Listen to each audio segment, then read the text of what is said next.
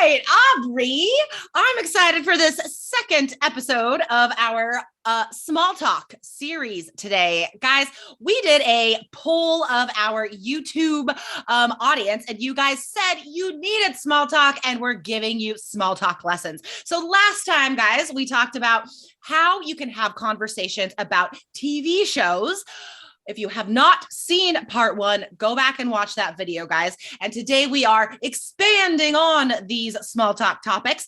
And we will teach you how to discuss free time and activities with coworkers and friends. Yes, being able to make small talk about hobbies, what someone does in their free time, is the best way to build on a connection that you have made or to make a new friend. Everyone has an answer to this question, and everyone's very interested in it, right? Because we don't have enough time to spend on our hobbies. Everyone wishes they could spend more time on whatever this fun, interesting thing they do, and they love talking about it. Totally. Exactly.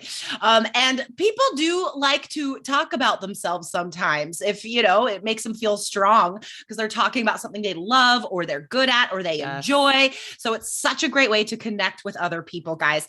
And yes, this is a great topic for anybody, a new client, a customer, a coworker that you don't know very well. You can connect to anybody about this topic, guys. Okay. So let's explore this first. Now, when you meet someone new, how do you start getting to know them, right? I mean, we all know that first question, what do you do? But if you already know, if you're talking to a coworker, you're not going to ask that. And that doesn't go that far, that question. You know what I mean? We want to develop more of a relationship than just talking about a job with someone. So you can also say, what do you get up to outside work? And this is a great question. Could you see yourself being confident in asking this to anybody you're just trying to get to know? Oh yeah, for sure. And I love that casual way of asking it instead of saying, what are your hobbies or something, to say, what do you get up to when you're not at work? Exactly. It's so fun. It's really disarming, right? Or kind of putting yourselves both in a pretty friendly situation. And I think it's really opening it up to a fun, interesting conversation because everyone would prefer to not be at work. Everyone prefers what they do when they're not at work. So it's just smart to give people a chance to talk about it and give this positive atmosphere to your conversation. Totally. And like Aubrey said, we don't want you guys to sound like you're talking like a textbook, right? That's what we're all about, getting away from the textbook. So don't say what do you do in your leisure time? Or what hobbies do you get pleasure from? I don't know. Nobody talks like that. So you could say, what do you get up to outside work? You could also say, what do you get up to in your free time? That's also totally natural. Now, when someone tells you about their hobbies or interests, how should you respond? How do you keep that conversation going?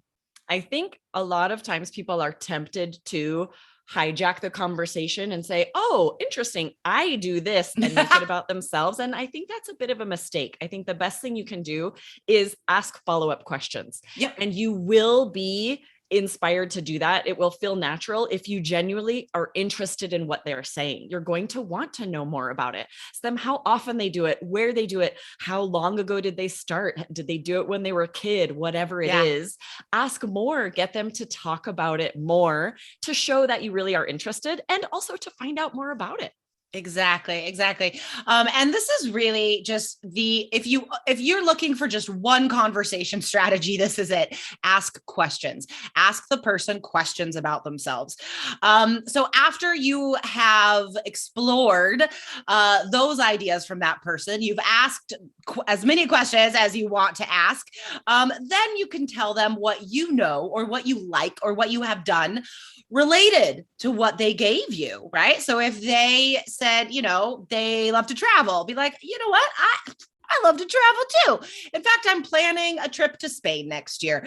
You know what I mean? It'll connect. Take what they give you and add something from yourself. Okay. And keep in mind, the person you're speaking to might not ask you. They might not say, what about you? What do you get up to in your free time? You can't expect that. You can't be waiting to share until they ask, because they might not have the conversation skills. They might not have the language level. Don't worry about it. You be the one to take the awkwardness out of the conversation and just transition there yourself. Be like, that is awesome. I actually love that too. Or I've never tried that. No problem. Don't wait to be asked. Yes, that is such a great tip. Oh my gosh. Okay. 2 big tips today, guys. If you get nothing else, ask that person questions about themselves. And if they don't ask you, that's okay. Give them information about yourself. Okay. And just as a quick side note here, besides talking about like hobbies and free time interests and stuff, you can also connect by talking about specific events or experiences you've had. And again, like Aubrey and I connect a lot about this, like what'd you get up to over the weekend? It's not exactly like a hobby or free time interest all the time. Sometimes it's just like, you know what? We had a great time at this free bicycle event we went to, or we went to an arts and crafts fair and made Christmas ornaments. Like that is also a more specific way you can ask questions and share about yourself. So totally, because this question's pretty broad, right? Like, what did you get up to? They might end up talking about a sport they did or their hobbies, or they might talk about attending a child's concert, or it's very broad. It gives them a chance just to talk about anything they did over the weekend. Totally.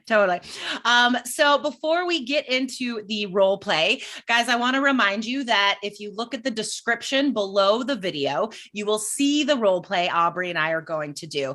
But before we do that, I want to just review 3 quick vocabulary phrases you guys need for small talk around this topic. So as we mentioned, get up to, awesome phrasal verb. It just means do. That's it. Like it's so easy to use. Obsessed with. This is an extreme adjective you could use to sound more interesting. And it just means you really, really love something. I'm obsessed with watching TV shows. I'm obsessed with reading this new series I'm into. I'm obsessed with drums. I don't know. Like we use this all the time to exaggerate, right? Yeah. We're not literally saying we're obsessed and stalking something. It just means we really like it. Yep, totally. And a last phrasal verb, guys, check out. It can mean do or look at. So I might say, you should check out that new Van Gogh exhibit, right? It means you should go look at it. You should see it. You should do that. Go check it out. All right. So in this role play, Aubrey is playing a role. She just started at the company, and I have been at the company a long time. And I want to create a connection with Aubrey. She's a new coworker. We're going to be working on the same team, and I want to start developing a relationship, a trusted relationship with Aubrey, because we're going to be working together. Okay. All right. Hey, Aubrey, right? Yep, that's me. Well, welcome to the team. So what do you get up to outside work, Aubrey? Right now, I'm spending a lot of time gardening, actually. Oh, yeah? What do you grow? I try to grow all edible plants like veggies and herbs and stuff. Honestly, I don't know how much food I'll actually be able to eat from my garden, but it's a good excuse just to be outside and listen to podcasts. Totally. I hear that. I listen to tons of podcasts. I'm obsessed with this show called Hello from the Magic Tavern right now. I've never heard of it. What is that? Okay. So I'm kind of a dork, just warning you. It's a fantasy improv comedy podcast. It's hilarious. If you like comedy stuff, you should check it out. Cool. I will for sure. All right. See, like, again, guys, this role play, all the role plays we do in these series, these are all conversations that you could really actually have in real life, guys. None of this is from a textbook. None of this is just like formulated for, English students. This is all native English, guys. And such great vocab. I loved where you said, totally. I hear that. That's such a native phrase just to be like, oh, I know what you mean. Yeah. But not used as commonly. You guys use these phrases, practice this role play. There's so much good vocab in there. Exactly. So guys, remember, you can take a English quiz that we made for you. It is free. It gives you your English fluency score, and you get free materials based on that score. So definitely, guys, it just takes a few minutes. Get started. Know where you're at. What is your English fluency level? Go right now, guys, to allearsenglish.com/fluency score. And if you haven't checked out episode 1 of this series, go back and watch that. And Aubrey and I will see you in the next episode of this small talk series. Yes, I'll see you there, Jessica. Bye, guys. Bye.